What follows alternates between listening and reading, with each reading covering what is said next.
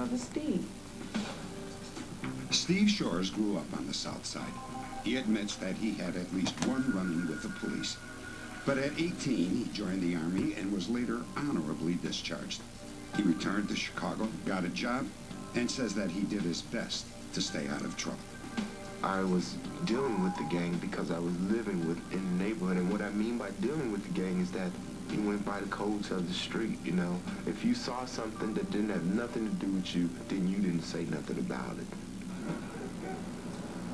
Steve claims that one summer night, he and a friend were on their way home from the beach at Lake Michigan. Around midnight, they turned onto a street close to the El Rucan headquarters. Two gang members, known as Bo and Blood, were standing outside.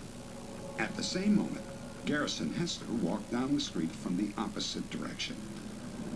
What you are about to see is Steve's version of what happened next.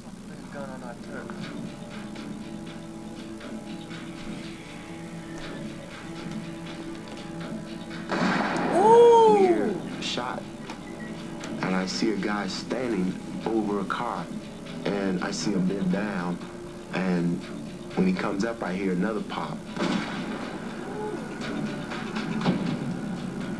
The guy recognized me. He pointed at me, you know, like pointed at me, hollering to the other guy on the other side of the street. And I recognized him as being one of the guys from that gang. Get him, check him out, check him out. I actually didn't see him kill anybody because I actually didn't see the body. But I don't think they knew that. The next day, Steve says he was confronted by Blood and another gang member. How are you, Steve? So this guy, he grabs me in the collar, you know, and he starts roughing me up a bit and trying to make me know the seriousness of the issue. Remember what you saw yesterday? Yesterday? Yeah. No, I didn't see nothing yesterday. I don't believe you. I'm going to ask you one more time. I didn't see nothing. I don't believe you. I don't believe you. He tells me that if I say anything about what I saw, I'm going to find myself in the morgue. How you doing? Acting on a tip, police picked up Steve 3 days later. Initially, he was told that he was brought in for failure to pay his child support. But Steve says that he was held for 72 hours and was questioned repeatedly about the murder of Garrison Hester. It was then that he made what he believes was a crucial mistake. He lied about being on Drexel at the time of the killing. I told the police that I was at home because I had went to the dentist, which I had went to the dentist. I got a teeth pulled and I was home all day, which wasn't the truth. I didn't tell anybody what I knew because I was afraid of telling anybody. I was afraid for my family. I was afraid for my life.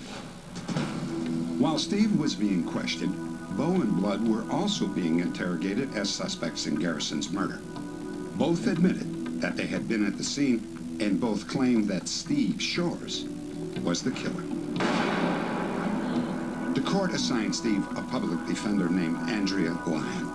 I'm going to be your attorney. Have a seat.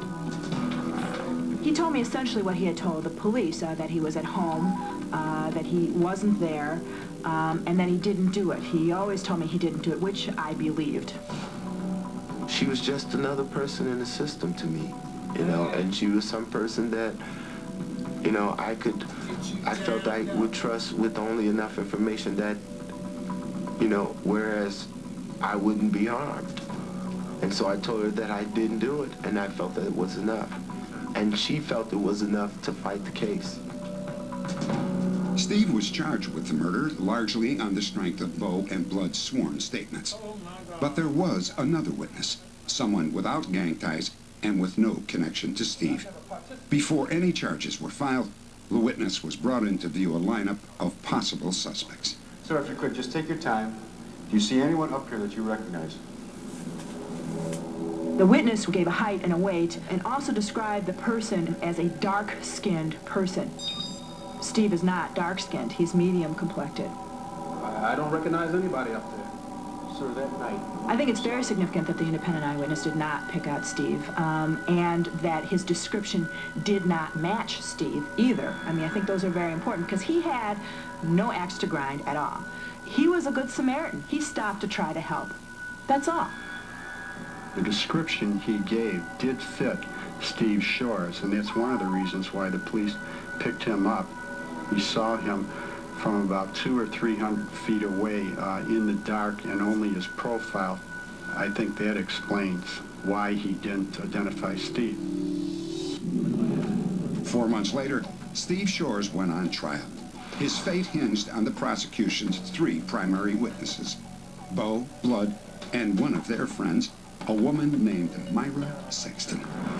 Mr. Shores, your attorney has indicated that you want a bench trial. Do you understand that? Yes, sir. On the advice of his attorney, Steve requested a bench trial rather than a jury trial. That meant only the judge would hear the evidence and decide Steve's guilt or innocence. We took a bench trial because it was such an obvious winner for the defense, it seemed, and because the wisdom at the time was you took a case that was really good for the defense to a bench because you could skip some of the steps, some of the fluff that the prosecution would put on for a jury to impress them, and just sort of get to the heart of the matter. All right, Mr. Prosecutor, let's begin. Steve was so terrified of the gang members that even as the trial got underway, he still had not told his lawyer what really happened. She still believed that he had been at home recovering from dental work when the murder occurred. I felt that it would be all over with once everybody got on the stand and said their stuff, you know, it would be all over with and I would go home. I always felt that. Everybody told me that as well, you know. Now, did you see the security guard? Yes. On the first day of the trial, Bo was called to the stand. Yes. After you saw the security guard, what happened? The security guard was walking.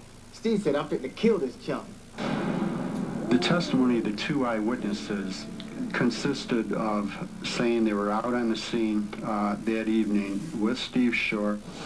They were drinking liquor, smoking marijuana, when Steve decided to run across the street to the security guard and stick him up.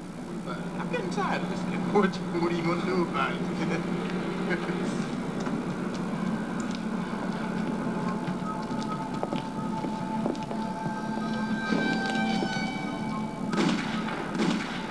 2 shots went off.